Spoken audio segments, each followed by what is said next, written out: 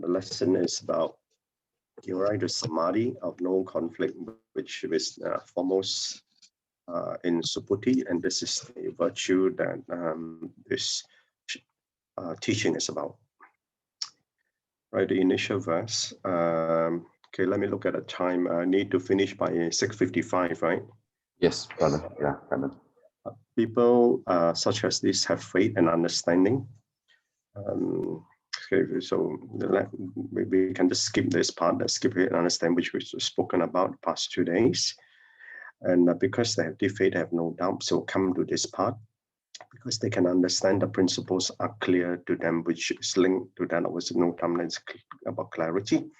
Those with faith and understanding have the deepest wisdom among all people, which follows true. Only people with deep faith understand will the Dharma be able to take effect in our minds.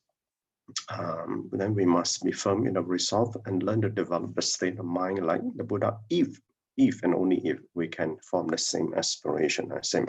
And obviously this aspiration will have to be upheld over innumerable lifetimes. And that is also the reason why many months back that I said our practice has to go into the mind continuum. Okay, and this is what it is. And so sometimes we have equal mix of faith and doubt.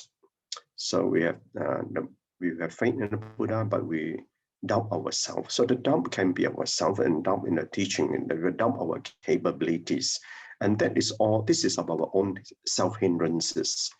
And we think of we are filled with negative thoughts, and why is it about me, why, and so on and so forth.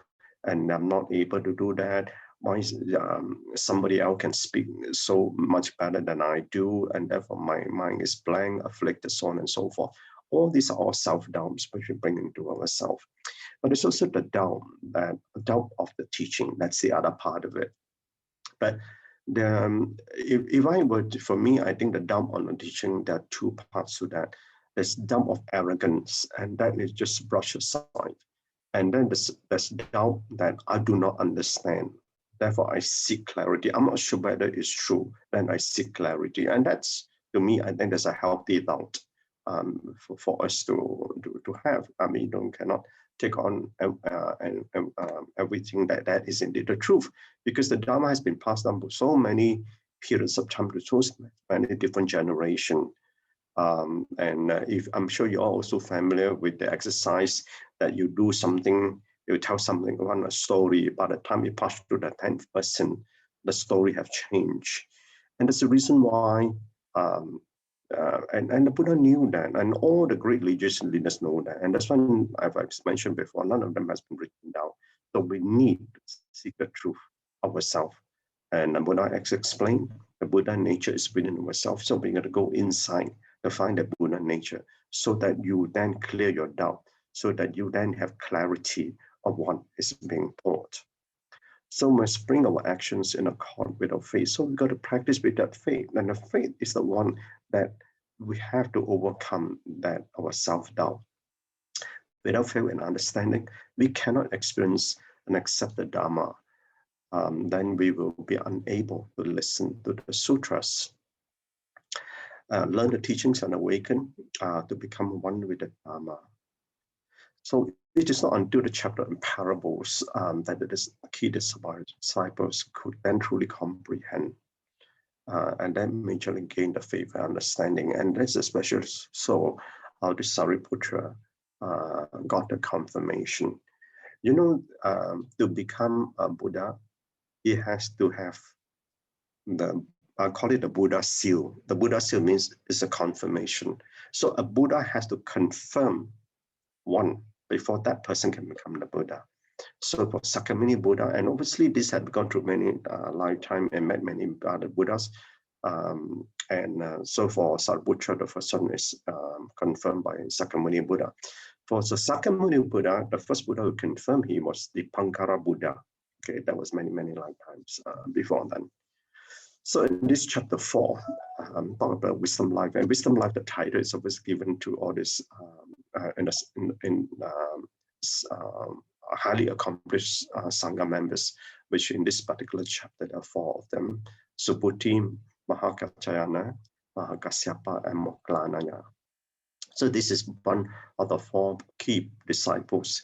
The others would be obviously include Ananda, Rahula, Anuruddha, and Sariputta, and a couple more. So, Sister YY explained this, so I'll skip that part. And okay, Sister Moon mentioned about begging for food for the Sangha. I tell you what, in Myanmar, in Laos, and some parts of Cambodia, they still practice this. They still uphold this tradition. So if you have a chance to go on some of the pilgrimage trips to these places, you will be able to participate in this, and you line up along the roadside and you provide food to the Sangha community. And to me, I think it's a very calm and serene sight. At the break of dawn, you would be doing that. And most of them, when they undertake the precept, especially for the Theravadas, they stop eating after 12 p.m. afternoon. So requesting the Dharma sustains a wisdom life. This part I mentioned, condition of transformation.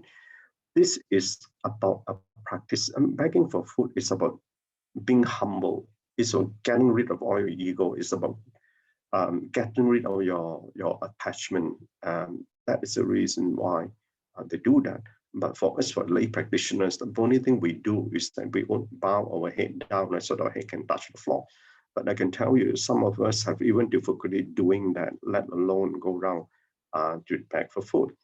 So I have a Dharma brother who took on a novice monkship in Myanmar, and he went through that state. And obviously, he came back, he shared with me a lot of the things that he did.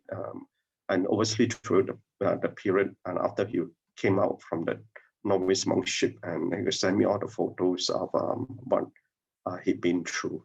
It is actually quite an enlightening experience.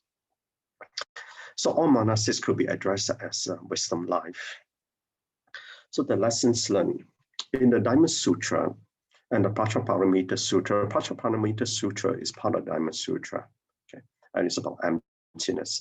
And Subhuti was designated a recipient of those teachings.